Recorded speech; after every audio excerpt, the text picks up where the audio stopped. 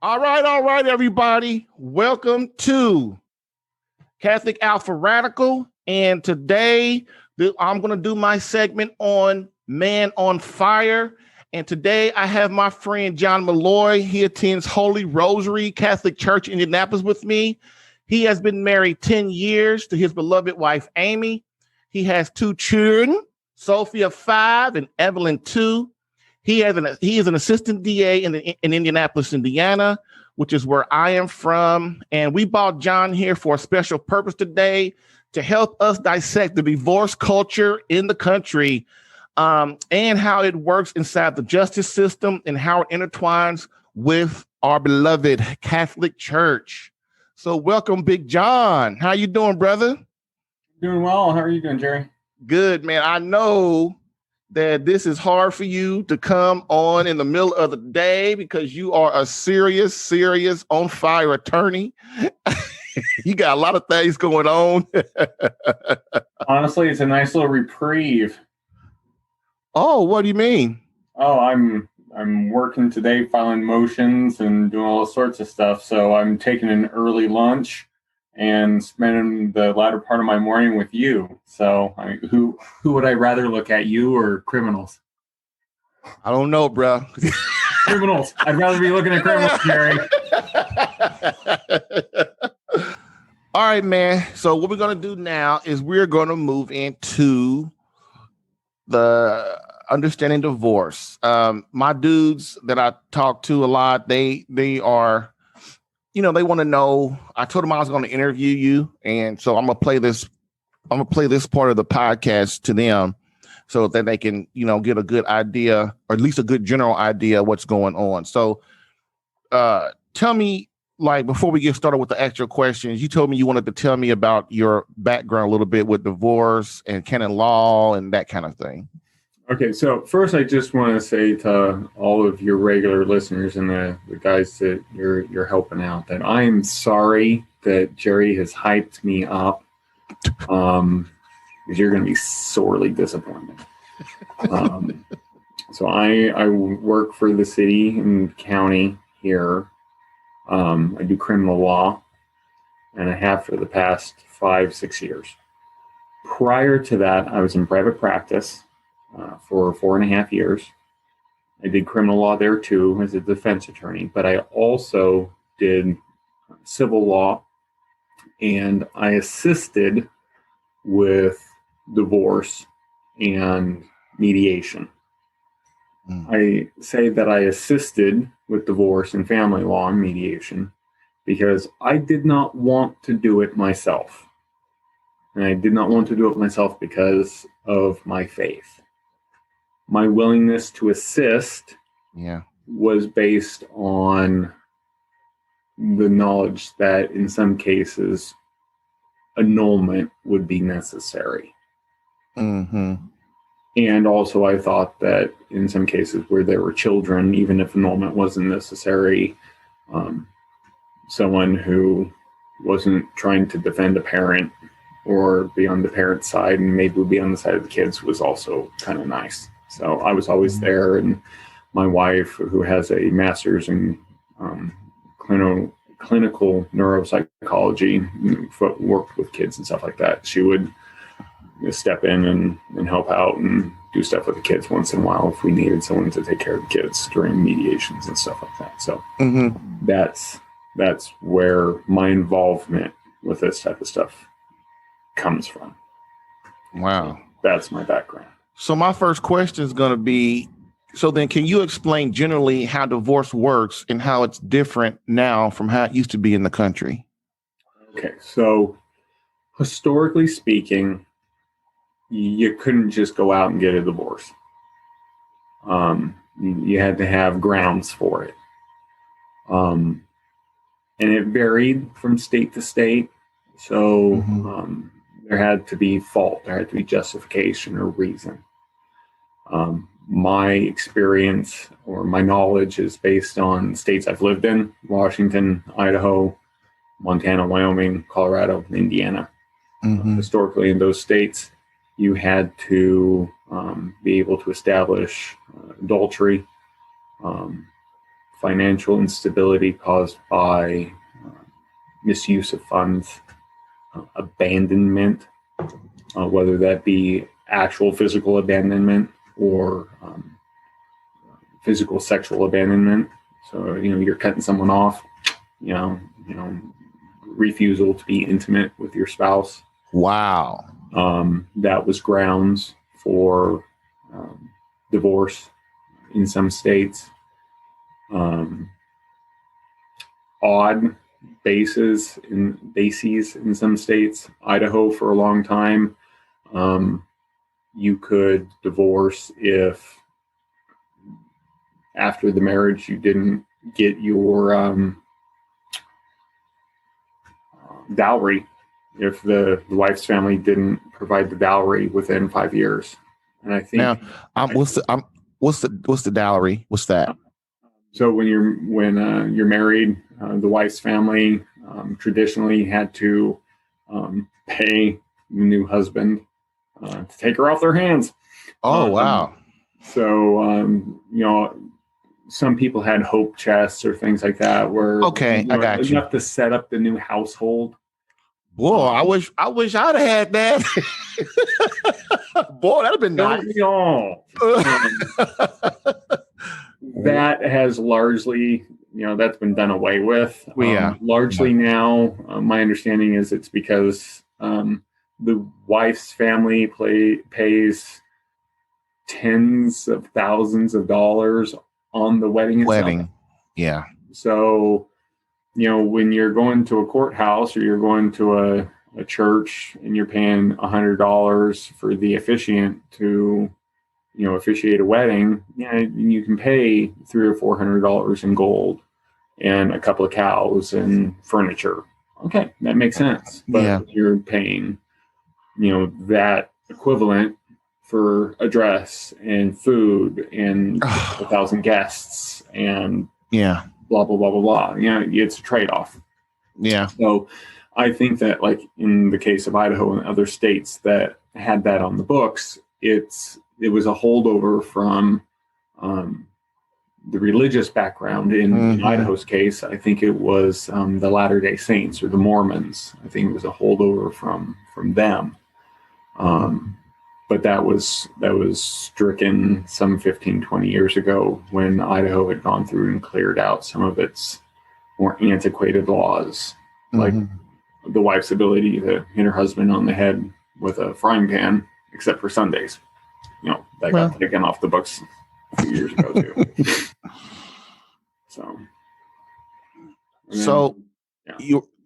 We're going to where, like, how is it? So, okay, that was how it used to be.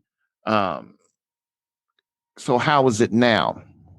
Now states, I think universally, have adopted a no-fault divorce approach. Oh, goodness. And that permits either party to petition the court through a complaint or a filing, which is filed with the court.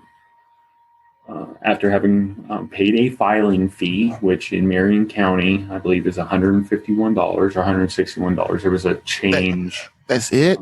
A few years ago. But after a filing fee is paid, to request that the court dissolve the legal bond between the two parties. Once that is filed, it is in the court's hands, and the court has the ability then, or it's their responsibility, the court's responsibility, to make sure that the other party, the respondent, receives the petitioner's filings, and there's normally an extra fee that the petitioner, the person who did the initial filing, has to pay for a civil filing to be served by the civil sheriff or other serving entity, to be served on the respondent, the other person, normally the husband, in my experience. Yeah. And then they have 30 business days to respond. They would have the ability to petition the court for an extension, and they have the ability to respond to the court or respond to the petitioning party through the court, answer the complaint or the petition, and at that point, they can either have an uncontested, and they can either agree, which they could technically do at the very beginning when the petition is first filed. Okay. Or you can end up with what is called a contested divorce, where things get ugly. It's the nicest way to put it. So is there a way, okay, with no for divorce, and you got experience in a lot of different states, so that's also a great thing. Is there a way to stop it? If somebody wants it, they're going to get it, is what you're saying, basically. Is there a way to stop it? That's a loaded question. And, I chuckle. I don't mean to be flippant about No, I want you to be honest, dude. Here's the thing. I know that this is a very, very difficult topic. Okay? Mm-hmm. So, and you know me, I'm someone, sarcasm. I am the most sarcastic person that you may have ever met. Yeah, pretty much. And this is probably the most straight-laced you've ever seen me. Right. and this right here is hard for you. I can. I've been chewing my tongue so much, I'm tasting blood, sir. So, this is almost like being in a jury trial. Like this is pretty good, actually. Yeah, you can stop it. But it's going to hurt. It's going to hurt. I've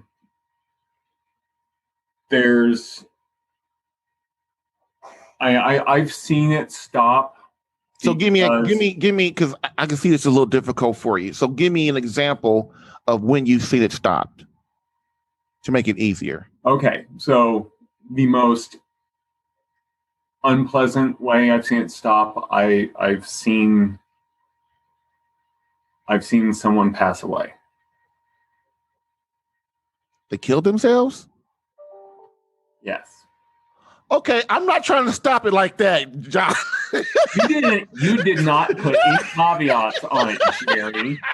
Sorry, Bear Bear. Okay, I'm not trying to go that far, dog. I'm not trying to.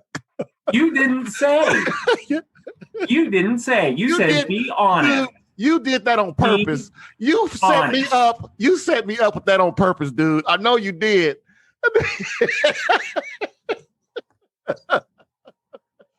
You all heard him. Oh, dude. I want you to be honest, quote unquote. Did you actually go there, dude? Come on, man.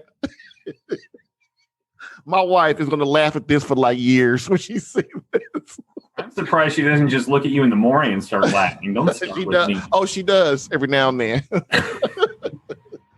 Okay. She's like, Jerry, I love your hair. No hair. Just that one right there. That one right. No. You grew a beard too, dude. You grew a beard too. No, it's just I color it, so the gray is now colored. I know, but it's a beard though there, John. You didn't have that 6 months or a year ago. Well, that's because I had all that sun damage removed from my face. Oh. I shaved it all off. Yeah. And we are getting off topic. Yeah, we are. Okay, my fault. Go ahead. What now? Girl. Okay, so the other way I've seen it stop is I've seen some serious self-assessment, evaluation, and work being done. And then I've seen the two parties working together. Because I'll tell you, very rarely is it just the one side. Oh, it's never. Well, no. I've seen it be just the one side. Well, yeah, okay. If we talk about legally and like that, but relationshiping, I know it's not a word. No, but I've never. There's never. It's always. There's always some blame on both sides. Although, like when you get in it might not be as drastic, but there's like once you get inside the court mediation and all that, yeah, there might be somebody who did adultery and screwed around 10 times and all that. But behind the scenes on the other end, there's always something the other person did to help facilitate that or help, you know what I'm saying, on the relationship end. I know in the court end, yeah, you're right. Probably not. Well, see, I'm going to say that the mainline heroin addict and the child molester. Okay. If we gotta go that extreme, John, okay. Harry, you can't put caveats on it. Dude, you keep doing what them liberals do, man. That's like, okay, we're gonna go extreme to the extreme. We gotta stay more close to the middle, bruh. You're impossible, you know that? You're like, I want you to give me example. No, I do. give you an example, and you're like, oh, well, I don't want that one. No, I want that. I'm just saying, I'm giving you the opposite end too, just like you're giving me the opposite end. That's all I'm saying. I'm about to give you the opposite end here in a minute. But so seriously, so go ahead, really. Okay, so I think it's interesting. So what I've experienced firsthand is, with the exception of the heroin addict and the child molester, okay, and the suicide, is the those who have turned it around are people who, one, and this is the one bit of information, the one piece of advice I will give everyone, as long as there's not physical violence, right, is refuse to leave the home. Oh, you are so the bomb. You are so the bomb, John. I said, dude, I tell them that all the time. Do not leave the house no matter what. Because once you do, your negotiation, it's so hard as far as the dude leaving. Oh, man. Well, it's really difficult for you to try to woo them back and show them that you're not a total POS if you're living in a third-story walk-up. Dude, I know. Across from someone who talks to ketchup bottles. I know. Especially if you're paying the mortgage on that house and your crappy little apartment. I know. Just saying. Dude, that is such a revelation. Thank you for saying that, man. It's like, thank you. I cannot thank you. Not to mention, if you have kids, it's best if they still get to see you every day. So, yeah. But it's going to take that self-reflection. And if you're not a church every weekend person, then you best get some Jesus in your life, because you need to show that you focus your life. It needs to be Christ-centered. Wow. It needs to be. The only time I've ever seen it fix itself is when a man turns his focus not even on the relationship. Not the focus isn't even on the relationship. When his focus is on his faith. Oh man. And the three times I've seen the relationships turn around in a 4.5 year time frame when I was watching this, the 3 times I've seen them turn around, they were all Catholics. They were all men between the ages of 35 and 50. One didn't have kids, and the other 2 did, so I guess that doesn't matter. But they all started going to Mass regularly. They all started going to adoration. And while they were going to Mass, they were going to adoration, they were praying the rosary, they picked up additional devotions. They did not live that faith by wearing it on their sleeve. It was a private devotion that ended up emanating and coming out of their pores. They ended up living it. They were not those people. They were not Pharisees. You couldn't tell that they were those fake Catholics coming down the road. You didn't see them coming down the street and say, "Oh God, here comes Jim. He just found his faith again. I can't stand being around him because all he does is stand there and chit chat with you and finger his rosary the entire time." I knew he was going to Mass because I saw him at St. Mary's when I would go there myself at noon. He was going there. One of the guys was going there at noon because we worked in the same building. Mm-hmm. He was going to Mass on Sunday at St. John's.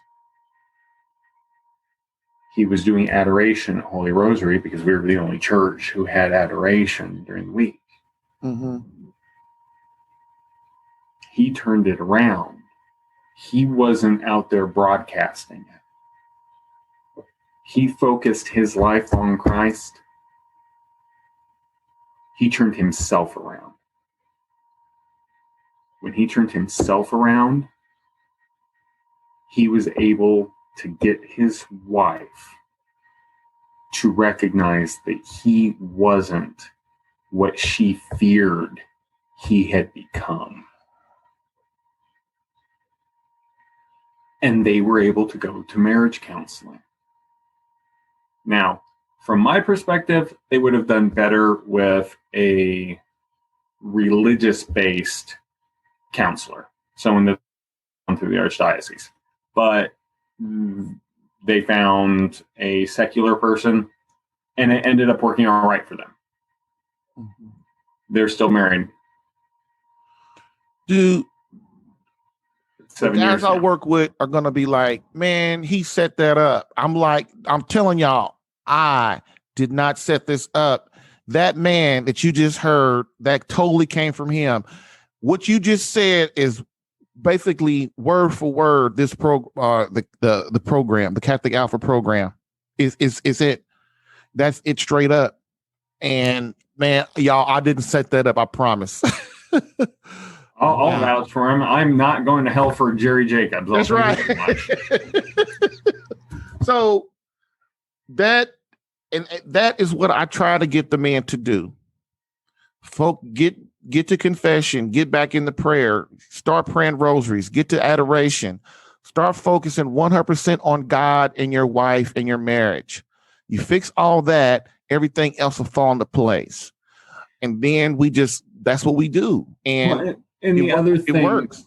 And the other thing, especially for your listeners who have kids, and I didn't see this with any of my clients, but I see this in my own marriage when my wife and I have problems, when we're having disagreements, or I notice that Amy's becoming frustrated, and she's Italian, which is like every other day, or there's any difficulty for us, I recognize that the shortness, and not in her height, but I mean her patience, that shortness first emanates with the children. Mm-hmm. And then work, then the house, then me. If your guys can just sketch down what they notice the short straws are, where those fuses are, and then can attack those things and just address them. That's right. If there's an issue with, if the first issue that they see is with the kids, and their wife starts getting frustrated, and it's like, Billy he keeps playing ball in the house. get him out of the house. Yeah. Go outside and play ball with the damn kid. Well, see what they do. What we do as men, what we do is we see the problem, we see it, and we say, well, we'll take care of it later. And you can't take care of it later. You got to take care of it now. And I train them to listen. Look how your wife moves. Look how when she gets up in the morning, how is she? Always pay attention to her. You take nothing for granted with your wife. Nothing. If she's moving different than she usually does, there's a reason why. If she's upset or frustrated than she usually is, there's a reason why. And what you as a man got to do is what? Man up, have the tough conversation, and go over there and ask. Maybe not be like right at that second, but you need to address it like you just said. But most of us, what we do is, well, I got to go to work, or I got to go do this, or I got to go do that. And then we either forget or we keep putting it off. And then off becomes 5 years. Then off becomes 10 years. In 20, and then you're married 60 years, and then your wife is talking about, well, I want a divorce. I see it happen all the time. So let me ask you this though, John. Mm-hmm. You told me so. Yeah. So basically, what you're saying is the man. Another thing men don't understand too is, man, men, we are the leader in the home, whether this society acknowledges or not. It doesn't matter what they acknowledge. It's just the natural order of the way it is. We are not like we are responsible. We have faults, and our wife have faults. But the thing about it is, it doesn't matter. The responsibility of the marriage comes from us, and that in the end which is what you're saying. If we step up and do what we're supposed to do, then most of the time it works out okay. Yeah. So let me ask you this question. So you told me about the self-improvement way of stopping the divorce. Legally, is there a way to stop it in its tracks? No. Not that I've seen. Because it's now become a no fault. It can be delayed, but it can't be stopped. When you have what I mentioned earlier, and I apologize for that, for tripping over my words there. But when you have the respondent, when he's had the opportunity to respond to the filing, the court here in Indiana, as a for instance, it's not going to be immediate. Right. The court's going to say, okay, well, we have a cooling off period, because let's face it, the heat of the moment, I get mad at Amy over something stupid, or more than likely she's going to get mad at me over something. Mm-hmm. And we're just going to say, for the sake of the argument, anything Amy gets mad at me over is going to be stupid. And because I'm awesome again, alabaster, right? And so, she gets mad at me, she goes and file for divorce. The judge is going to be like, okay, well, he is to quote Jeremiah Johnson, fine figure of a man. Mm-hmm. You need to calm down till you come to your senses and recognize that he's the greatest good you're ever going to get. Yeah. And so, 6 to 8 months, you need to calm down. Mediation set out within the next, 9 to 12 months. Find someone, submit the names between the parties, find attorneys, submit names, get something scheduled, notify the court. We want an update the court as to what's going on, and let us know. We want an update, if this is, April 7th, we want an update by August 30th. And the court will do something like that.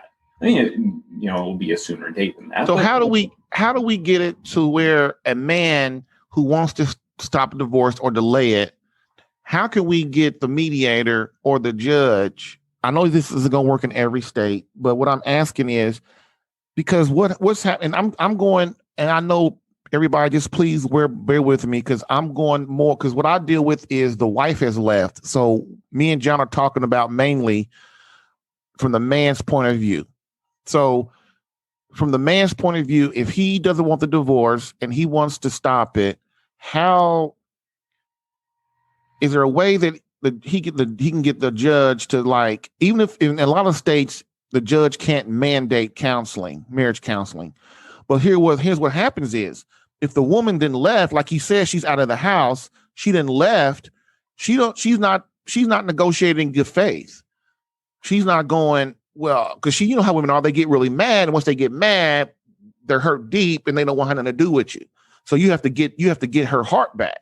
But if she's not talking to you or not interacting, how can what you have to do with people? Because really, if the man is trying to change, there's no reason that a woman shouldn't give him a second chance. I'm just putting it out there. If a man is seriously changing, and then you have to, I think a woman is honored, because I think every woman should leave if her husband's acting like a knucklehead. But once he proves he's changing, he's trying his best to change, I think she's obligated to give that man one more chance. So my point of it is how is there a way that a judge can say, look, go to counseling for that 6 months, and if the woman still wants a divorce, then look, we'll give it to her. Because this I hate marriage counseling, but in this situation, I love marriage counseling because it will force the wife to sit down and actually tell. A lot of times the wife doesn't even tell the man why she left, because she's so emotional. She can't even articulate it. She just knows, I can't take it no more. So marriage counseling, if a judge says, or the mediator goes, okay, we're going to order marriage counseling for 6 months or a year or 3 months. How do we, because that'll force her to sit down and at least acknowledge and get everything out. So at least the man knows what he did. So then he could try to adjust and fix it. Is there a way that we could do that? You can try to negotiate something like that. Beautiful. And you can say through the attorneys. Right. I could have my attorney reach out to Amy's attorney and say, John doesn't want to give up on this. He is madly in love with you. And he recognized that he is a USDA prime. Rest. Grade A.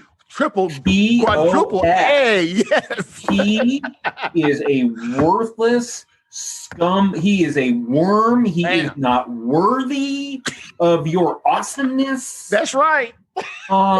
He recognizes that he does not appreciate the artistic importance of classic Disney movies. That's right. And if that's not why you left, then maybe he doesn't understand how good Gilmore Girls was. And, humility. Whatever it is to get her back to the table to talk. Yeah. But what John ultimately wants is to go to counseling. And he wants to hear you. Because if I've heard it once, I've heard it a bazillion times from my own wife, that I don't listen. And if I do listen, I don't hear her. Mm-hmm. Well, frankly, if she had anything important to say, I'd listen and I'd hear it. But a counselor is going to say, John, shut up. You need to listen to what Amy's saying. Yes. Yeah. So if I'm able to broach that as a person who is facing the forced dissolution of my marriage, then I'm going to take that option. I'm going to wrap it up in a bow, slap a box of Whitman sampler with it, a couple dozen roses, and I am going to crawl on my hands and knees and offer it to try to get her over there. And then I'm going to find a way to pay for it. Because there is no way that I'm going to, one, suggest it, and then propose that we split that cost. Oh, well, yeah, of course not. Because that's the best way to ruin that. Okay. Wow. And I know that, like, this is an ugly, expensive process. And I mean, there were people who used to go to mass with us, who used to attend Holy Rosary. I will not say names, of course. They go to weekly marriage counseling and started going 2 weeks after they got married. And they've been married since 2011. Mm-hmm. And my immediate thought was, how strong was your relationship that you had to start going to marriage counseling immediately after you got married? Mm-hmm. And then I found out that he was a convert, and I'm like, oh, well, okay, well, maybe that was your problem. Whatever, dude. So basically, you can, so basically the person that doesn't want the divorce, instead of drawing this all out, what he could do. You've got to draw it out. No. What I'm saying is what if if she'll agree to go to marriage counseling, which does what? Forces her to sit down, forces him to sit down, forces her to be able to talk and him to listen and her to talk, or him to talk and her to listen. And then if that doesn't work in say 6 months to a year or whatever, then I'll give her what she wants. We'll go ahead and expedite this through. Yeah. Because if not, then what can he do? If not, if she doesn't agree to do that, then he could just draw it out for. I know I've seen long as 2 years. You can drag it out. And that's the thing is if you can. Okay, putting on my total jerk, bad actor attorney hat, mm-hmm. and it fits really well. Yes. So you are now the bulldog attorney. Bulldog attorney, the hired gun. Okay. Yes. So we're going into mediation. I want the house. I want the cars. I want you to pay for my student loan debt, and I want your mother's china. How about that? The yacht. And I want the kids. And I want the kids. and I want 2 of your frozen eggs. How about that? Because my next 2 kids are going to be genetically related to their siblings. Okay, so none of that is going to get approved. None of it. She's not going to agree to any of it. Right. None. Because she's already mad anyway. Oh, yeah. And also after you have your totally unrealistic demands, mm-hmm. She's going to also want you to agree to die.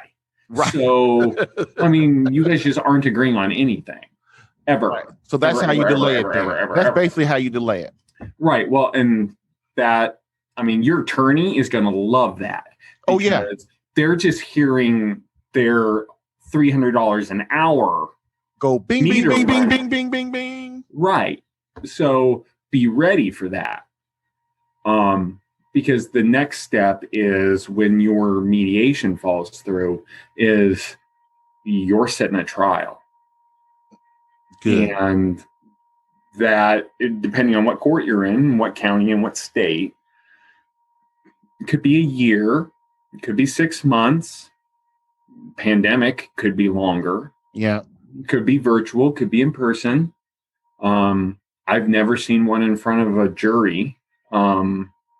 Because they're normally in front of a judge for these, in my experience. Mm-hmm. That's not saying that they couldn't be in front of a jury. I've just never seen one. So I won't want to speak out of school about that. But those can be continued and be kicked out because of conflicts. Attorneys, we like vacations. Right. We have other responsibilities. We have other clients. So we have other things that get in the way. That drags things out. There's a downside. And I'm going to be 100% honest with this. And it really can cause problems, and it can poison you, the man, more than it can the woman. Women, in my experience, can go years without sex. Mm-hmm. Men cannot. Mm-hmm. If you are dragging a case out like this, you will either turn to self-abuse or you will start looking elsewhere. Mm-hmm. And that's potentially also the fact that she might do that as well. Right. Which in most cases, they're already doing that anyway, the woman. So in some cases, yeah. Yeah. So what do we so that brings me to getting away from the monetarily contesting, the physical type, the materialistic things to morally things. So adultery. So can he hold it up by, like, I know one cat that I work with, adultery is hard, but the lawyer brought it up in their state. You can put adultery on the table. And then what that does is you're playing the bulldog attorney because she's not listening. So he's put that on the table and is going to bring out all her stuff. And is there a way to like do things like that? Because I know then one dude said that he can't do adultery. Another state said that's not going to stop anything. But what it does is bring out bring out the realism of the situation, right? I was not involved in this particular case at the firm, but the case, I saw adultery get brought up and included in a pleading that was sent over to counsel. It was never actually filed. Mm-hmm. It was sent to counsel so it would be shared with his client so that they would sit down and talk realistically. Exactly. Because she didn't want her family to know that she was a dirty hoe bag.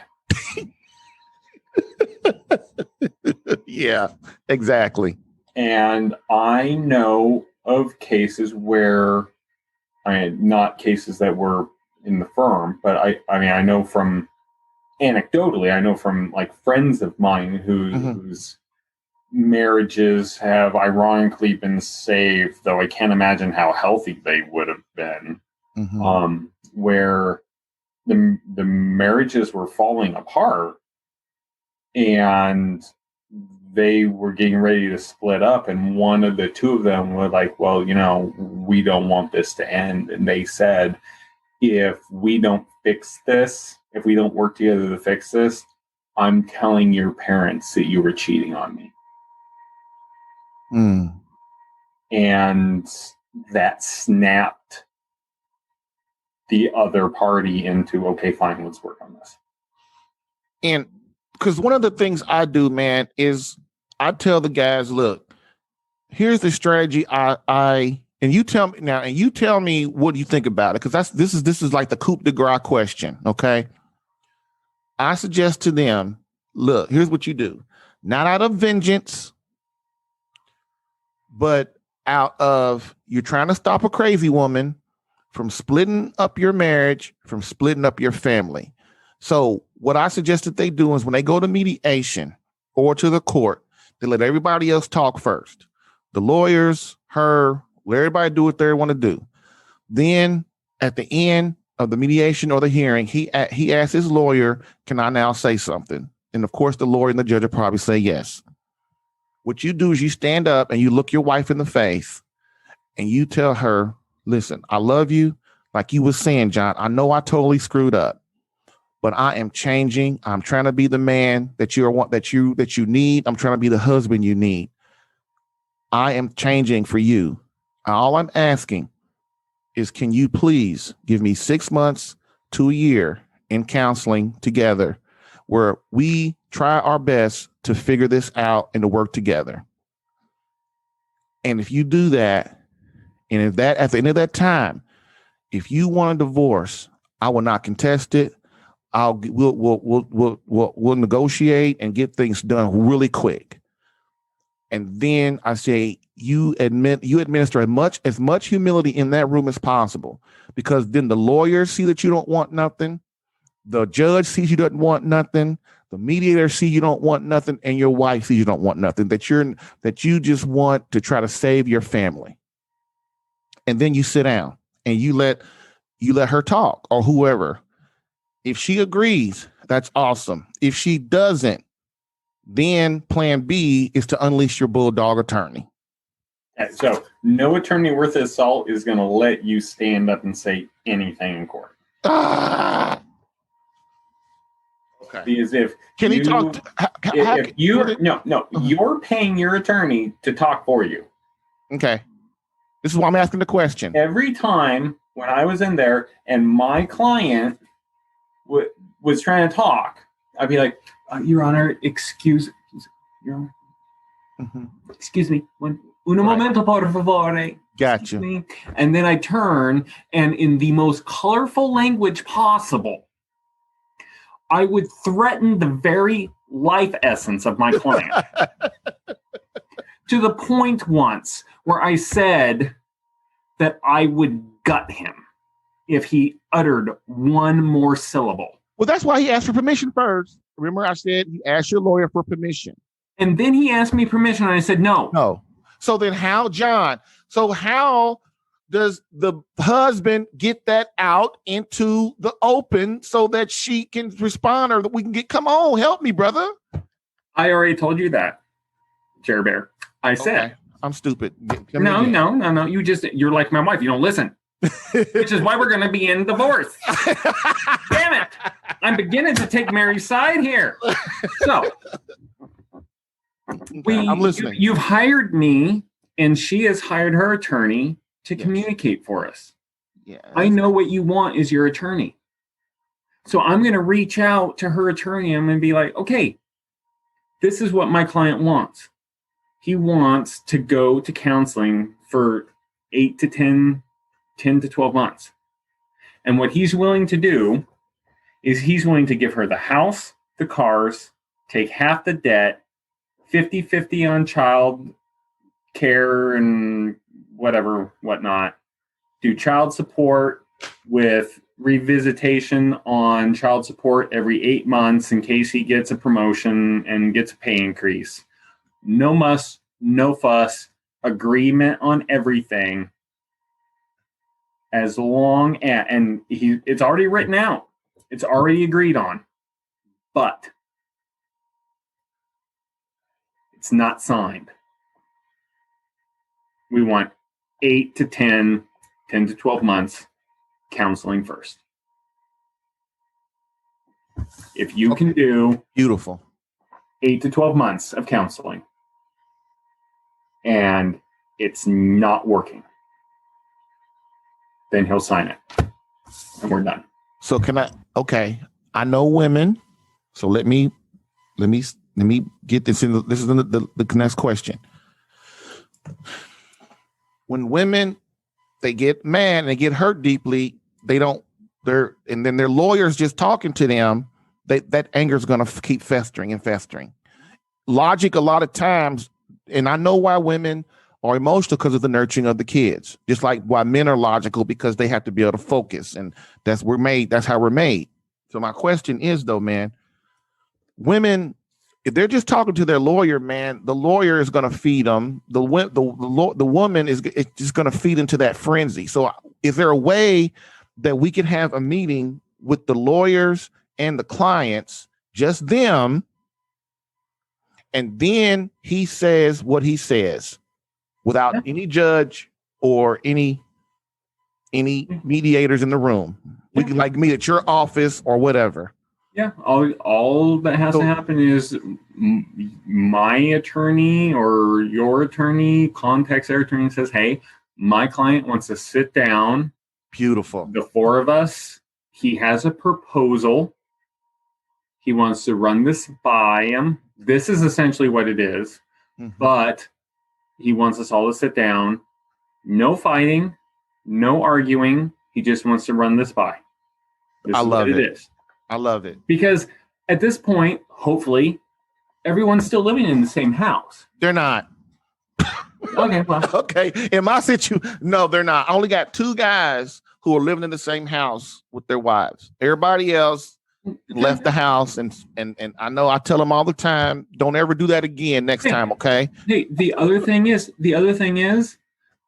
if the family, I mean, don't think that unless there's a protective order and a no contact order, look at the other avenues for communication. Unless there's something prohibiting the communication lines, because if there's no contact order, there's no third-party communication permitted. But you can go to your mother-in-law and say, "Hey, Marge, I know you think I'm an F up, and guess what? You're right, I am. And you know how you said that I'm a low down good for nothing, and that all I do is sit and watch the Colts and scratch my butt? Well, believe it or not, that's what my counselor says too. So now I'm using a moisturizing lotion when I get out of the shower, and I'm not watching the Colts anymore.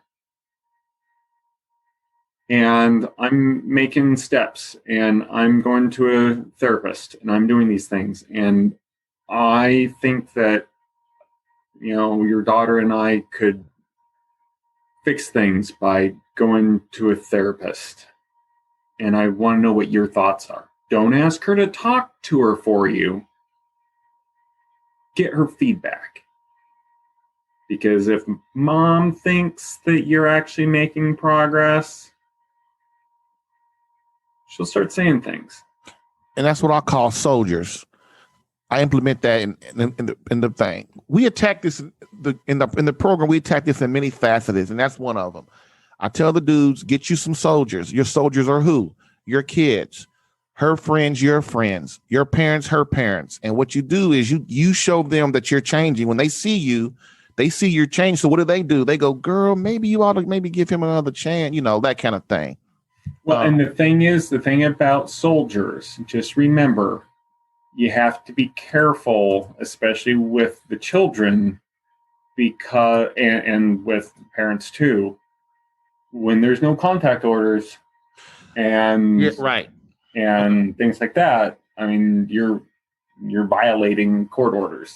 And even if you have someone go and talk to them for you, and a no protective order is messed up, right? Right. I mean, you can go to jail. Right. So I almost don't work with people who have I've turned a lot of dudes down because they have a no contact order. Because I don't care if she's not talking to you, we can work on that. But if there's a protective order that says you can't text, talk, see me in person, on phone or nothing, then I kind of most part tell them, okay, man, here's what you do. When you try to get that knocked down, and when you can, then come back. Because I don't see, there's no way around that. You have to be able to, even if you text her and she don't respond, she's at least reading it, and that'll get to her after a while. But no, what do you think? Contact, no, I know a dude right now. I would agree. Because, you could, if there's a no contact order, you could still, let's put it in the classification or the analogy of my marriage. Amy and I are on the rocks, and there's no contact order. I could still reach out to my father-in-law or my mother-in-law and talk to them. As long as I'm not asking them to speak to Amy on my behalf. Okay. I'm not violating the no contact order. Okay. If they speak to her of their own volition, and that's what I mean. On them. And that's what I mean. So, I'm going to say that there's no such thing as a lost cause, especially if it's a God ordained union. That's kind of the point of view I take it from. But at the same point, I'm going to also weigh that judgment based on the unique circumstances of each case. Right. So is there a way to do, once the contact, two questions and we're done. How do you, once the divorce is already been through, it's over for say 2 weeks, 6 months, a year, whatever. Is there any way to reopen the divorce if the other person is not doing things the way they're supposed to? Like like you're supposed to give them the money, they're mismanaging the money, or they're taking the kids and turning the kids against the little kids against the father. You know, they're not holding up to their end of they're not letting them see them, or they get mad and start doing stuff like that. Is there any way to come back because let me tell you why. There's this cat. He was kind of a wuss in the divorce thing. He did what men do these days. He said, okay, whatever. I'm not going to fight it. You can have the full custody of the kids. You can have the 401k. You can have the house. You can just have everything. I got to still pay you money, whatever. Now now he wants his wife and his family back, but the divorce is so screwed up. He just can't make any headway because he didn't man up and fight. He just kind of listened. He was aloof. But now she's mismanaging the money. She's turning the kids against him. The kids are cussing him out, talking about F you. These are little 13-year-old kids. Is there any way to open that back up, man? Please. Well, depending on what's actually going on with you'd have to see the financials and see what's actually happening. Mm-hmm. Could, with the help of an attorney, yes, you can petition the court to revisit the financial obligation, because part of either the divorce decree or the agreement, which is still going to be a divorce decree, is going to be a determination as to what the obligations of the parties are. And if an individual's financial circumstances have changed, in this case, the man's financial circumstances changed, where he can't afford to pay, say, $100 a week for the kids, the court, by law, is not going to obligate him to pay that. Mm-hmm. It's going to be based off of his income by statute for Indiana. Mm-hmm. So if, let's say, for instance, as an example, he was working for Lilly, mm-hmm. and he was making $450,000, $500,000 a year. He's making $500,000 a year. She's going to be getting $2,000-$3,000 a week for 2 or 3 kids, because the standard of living that they would have been accustomed to would require that the child support be around that much. Well, if he got laid off or terminated, and now he's flipping burgers, the divorce decree still says that that's how much he owes based on the child support matrix. Mm-hmm. Well, now he's making, $28,000 a year? But the divorce decree still says that he's making this much? Mm-mm. He has to file something with the court to have that revisited. Can he revisit? Can he also do that in case of child custody and stuff? Instead of her having full custody, can he redo it and fight for? Depending on what the actual decree was. Mm-hmm. Now, if there's other issues, again, I don't know the ins and outs of that case. Exactly. But under normal circumstances, he'd be able to say, hey, at the time this happened, I didn't have stable housing. I had some health issues or, whatever may have been going on. I didn't have the ability to have the kids. So now I want them. Now I want 50-50. Mm-hmm. Girl, give them up. And also, they're not going to be at whatever school that they're at. They're going to a good school. So we getting the bulldog attorney thing going again. Right. Now, depending on what jurisdiction they're in, that may not fly. I know. But it's worth going and finding an attorney to see if it can happen. Because this is what's happening. You know, she's allowing things to happen with the kids that are totally, and believe me, I'm a very liberal thing when it comes to, you know, kids and parents interacting, you know, but when you're like turning the kids against the father when he's not around and the kids are disrespecting him and the money that I'm giving you every month, you're mismanaging the money and spending it the crazy ways. That's not a basis. Okay. That's not a basis. Okay. That the money that the money part's not the kid part. No. Well, and really even the disrespect. Okay. The money that gets given in child support, it does not matter how that is spent. Mm-hmm. She does not have to provide an accounting. Right.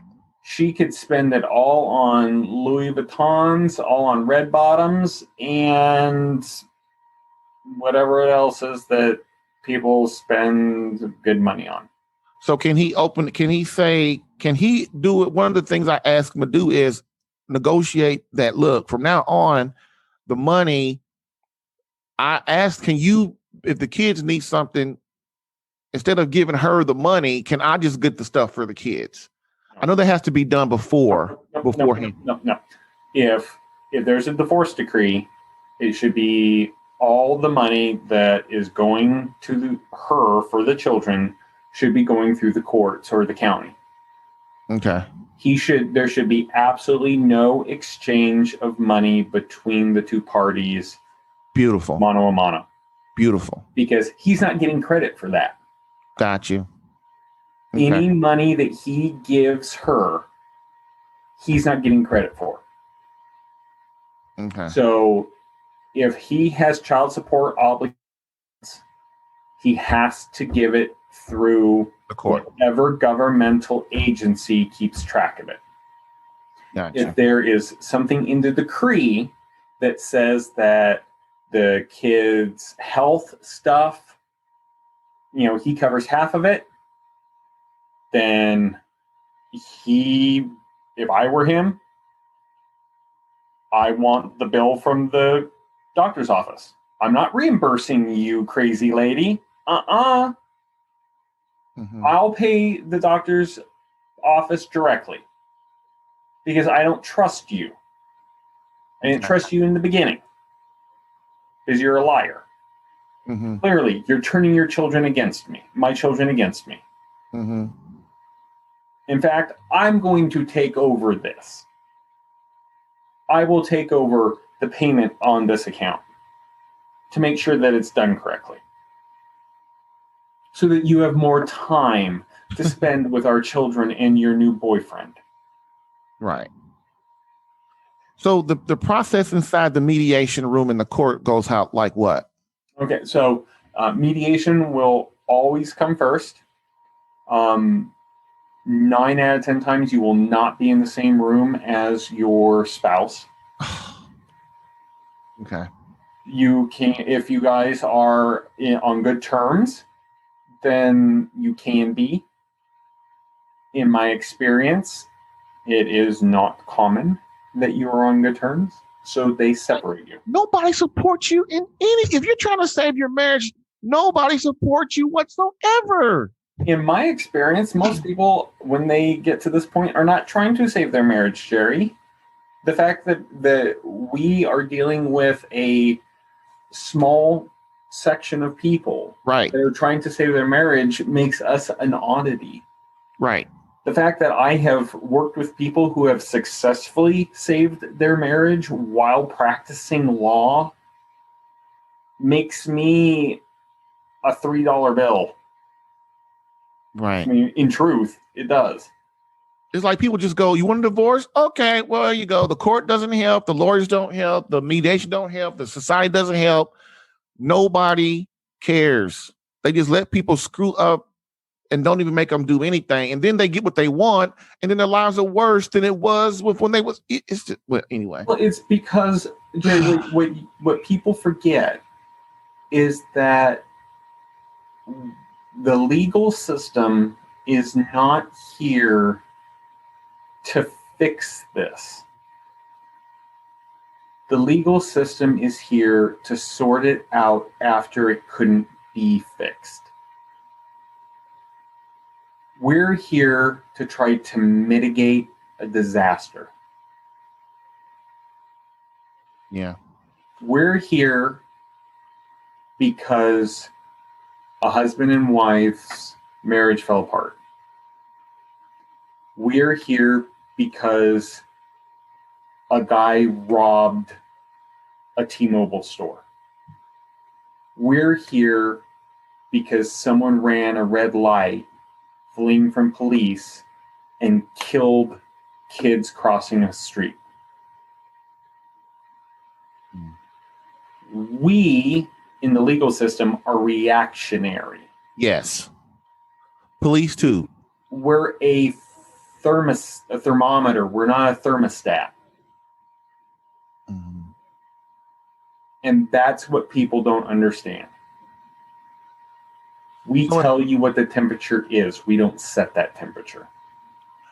So basically what we're saying is, okay, in the mediation, they're in separate rooms, to me, or in separate rooms or on the Zoom, and then what? And then you'll have a mediator. The mediator is a otherwise disinterested third party that is hired by the two sides. That person has extra training. They are licensed in their state to do mediations, to conduct mediations. And they work with the two attorneys and their clients, and they facilitate the communication between the parties, whether that's in different rooms by moving offers back and forth and bringing the parties closer together with their demands and their realistic expectations of settlement. Or if everyone's in the same room, having realistic, respectful, calm communication discussions. Okay. What about the court hearing? Court hearings are very. So in the mediation, does nobody gets to talk except the lawyer and the mediation person? No, you can have the parties speaking. You will the parties, the husband and wife, they will have to have permission, because you can absolutely blow up a mediation by talking out of turn. Mm-hmm. Which may be what you want, but normally not. Okay. And the court's how's the court the same way, or? Court is very structured. It is very formal. Where a mediation is more like a back and forth with a referee, a court is a formal dance, like a waltz. There's particular places people stand. There's particular gestures people have to make, particular language the attorneys have to use, particular clothes people have to wear. It's all very formal. Some courtrooms are more formal than others. The attorneys are accustomed to the courtrooms that they practice in. Mm-hmm. When you have a hearing, there are different types of hearings. A pretrial conference is going to be different from a status conference. A status conference is going to be different from a status update hearing. A status conference is going to be different from, I already said a pretrial conference, but a evidentiary hearing. It's also going to be different from a deposition, which is not necessarily going to be a court hearing, but I have had depositions that are held in hearing rooms in courthouses, so that if there is an issue with a question being asked, it can be certified and immediately taken to a judge so that the judge can rule as to whether or not that question has to be answered. It was very odd, but I have seen that done. The trials, again, very formal, back and forth. Opening statements, closing statements, presentation of evidence, all very unique, all very specific. All right. Well, and for each case, very unique. So that's it, man. Man, thanks so much, man. We went like 20 minutes overdue, but I'm sorry. I didn't want to cut it off because it was so, it was very important. And I think you helped a lot of people. And, I hope that, you gave some really great strategy and tactics, which, everybody loves strategy and tactics, right?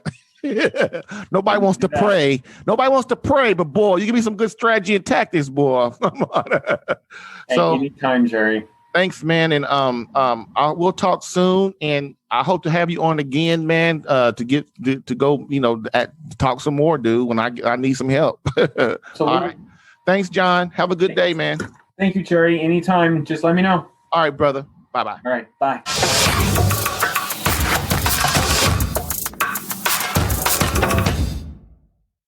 She's asked for divorce. Now what? Of course, you just didn't see it coming, but it has. So now what do you do? Well, what you do is step 1, you decide to man up and fight for her no matter what. Step 2, decide if one of these categories in the marriage maintenance master plan fits your situation. A, she's asked for divorce. B, she has left the home. C, mutually agreed separation but didn't want it. D, she's in the home but distant or separate bedrooms. E, you're divorced but didn't want it. Now, step 3, if you are in one of these critical situations or close to it, then register to watch the Marriage Masterclass immediately at www.savemycatholicmarriage.com.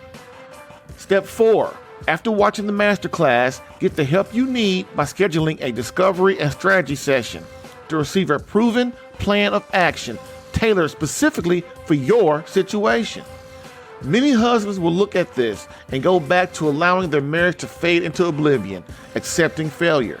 But some will look at this and say, wonder if this works. Those are the warriors. Those are the husbands I want to go into battle with. Those are the husbands I want to work with. So allow me to help. Those that do nothing have a 100% chance of failure. Those that decide to battle, fight, and act like true men become worthy of winning their beloved back. Which are you?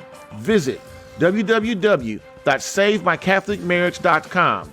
That's www.savemycatholicmarriage.com. Learn how to once again become her hero.